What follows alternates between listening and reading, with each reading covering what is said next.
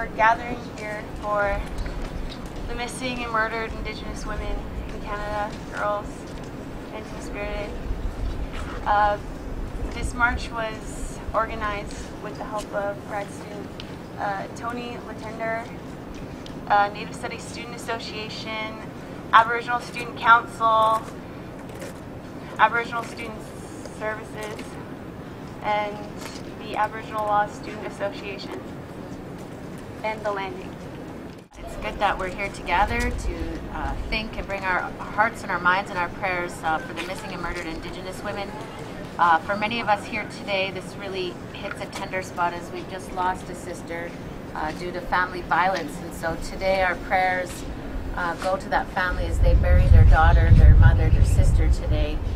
This happens in our communities far too often, and we're having these marches far too often. We're using the hashtag MMIW too often. And so things need to change, and part of the work that I do is I carry this bundle so that we can bring hope and bring change to the young people, so that our sisters don't have to fear for our lives, so that the women are safe and protected. So today we're going to be blessed with Martha's good word. She's going to bring prayers for us, and we're going to walk together, and we're going to walk with love, honoring those sisters who were violently taken from us, and we're going to walk in hope for a better future for the future generations of young women of this country. Hey, hey.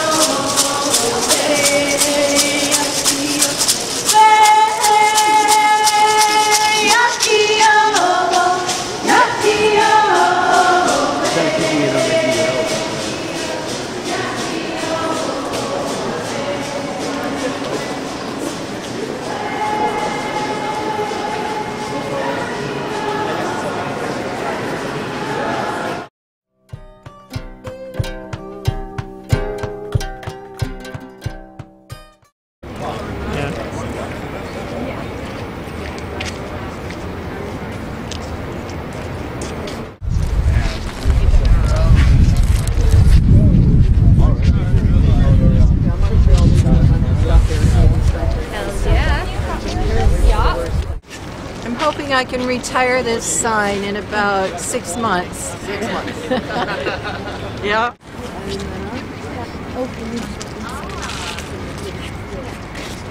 Take Canada back, yes. There we go. Awesome, that's That's a perfect. more complete statement.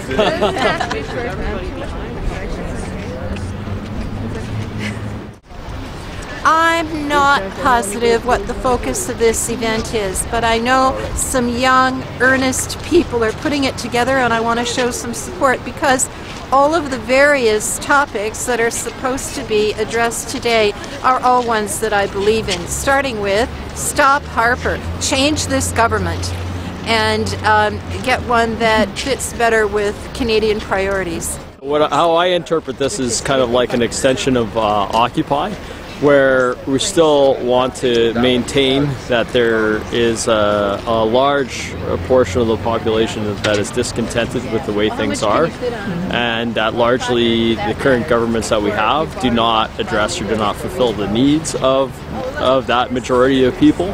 And that so basically it's all about like reorientating in a different direction. So with the, I think what they mean is stop the corruption, stop the well, basically creating a society that doesn't serve the needs of the majority of the citizens. This is my interpretation of this particular event. Justice. Yes.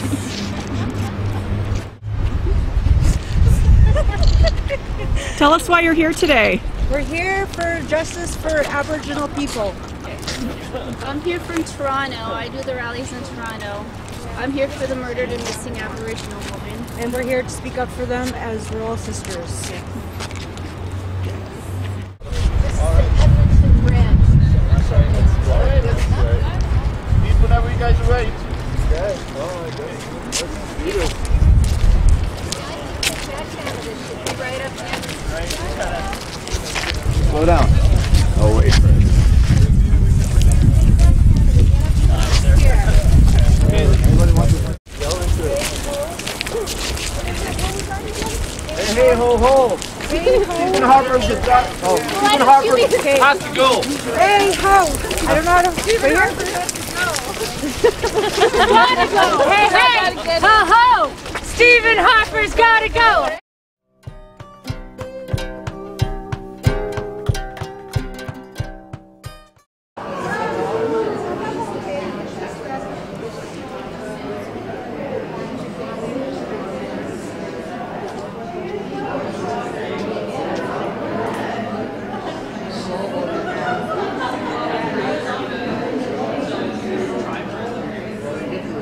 So what is happening here today? The 10th annual Memorial March for all the missing and murdered women of Edmonton and Alberta.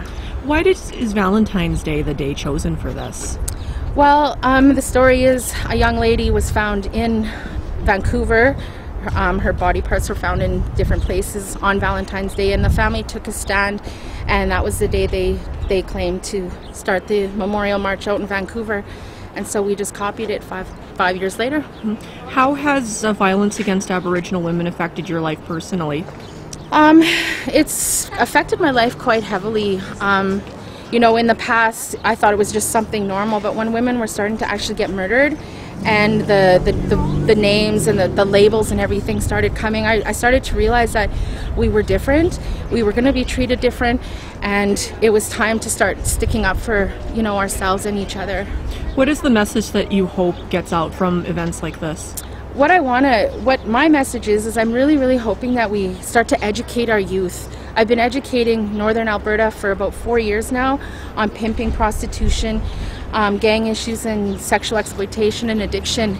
And I think that in order for us to stop the statistics, we need to start with our youth and let them know what's really going on, what can happen, what it looks like, you know, and all the dangers, and that it's not what they think it is.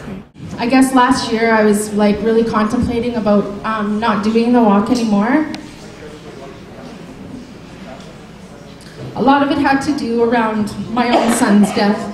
My son being gay and possibly targeted was really hard for me.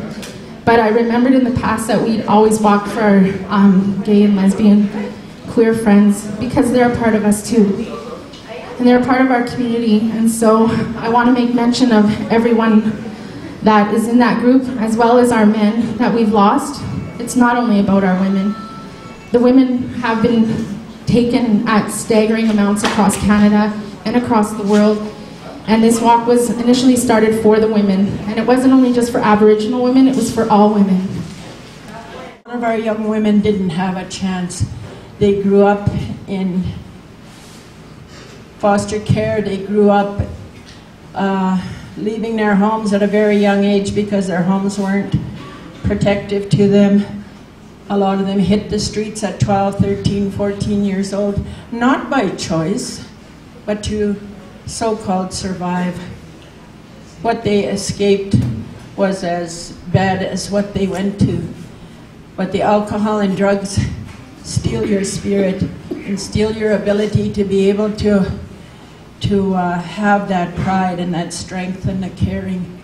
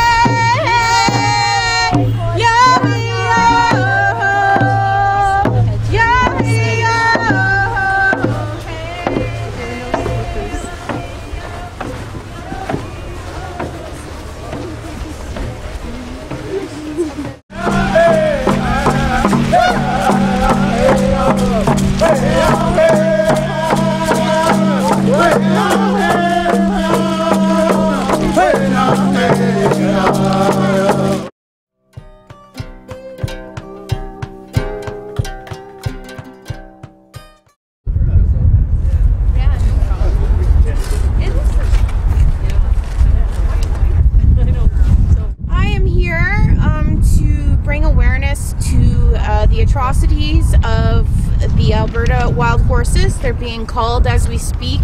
Some of them are being gentled and put into new homes, but the majority of them will be going to slaughter, and I am against that. Why are you against that? Because I feel that it's inhumane, and I feel that these horses are our heritage, a Canadian heritage that we must protect. What do you propose as an alternative solution? For the time being, I feel that we need to try the PZP, which is the birth control method that was brought up to the ESRD, and they had agreed to that. So I feel that that moratorium should be upheld. Why do you feel that the government is so concerned about there being so many wild horses? Is it really such a problem? I don't feel that I think the government is more worried about what is going to be there for the cattle in the spring. I don't feel that the horses are really impacting the environment at all, to be honest with you. I think that it's just a money thing, supporting the cattlemen so in turn they can line their pockets. Mm-hmm. It's inhumane. The slaughter practices are inhumane. You can't tell me that a mare with a foal in her belly is not going through some extreme hardship coming from a wild environment to a caged environment where she full well knows she can smell the fear in the air. There is no way that's humane. I got involved last year when the horse cull started, and it was very short notice about the sundry cull. I had extensive back and forth communication with the ESRD. This was my first venture into dealing with the ESRD. They are not very transparent, and they have not included the public, who most people would be against this call when they're faced with the numbers and the lack of science behind this call. I was told in last year that, quote,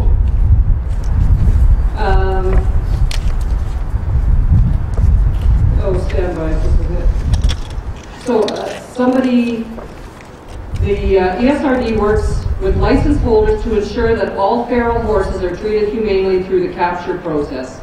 But I was told by somebody in the office that permit holders can send horses to slaughter if they choose. So there is no follow-up to check and see if the horses are adopted, sent to slaughter, treated humanely, fed enough.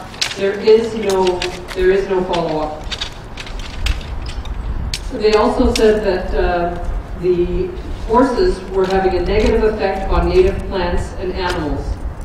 And I asked them, so since when are livestock, and in the ghost area, since when are 250,000 cattle native species? I would say if any animal is degrading the grasslands in the foothills, it would be cattle. We need to look at why you and I are paying for these cheap grazing leases on Crown land and start asking some hard questions about why they are trying to eradicate these horses from our land.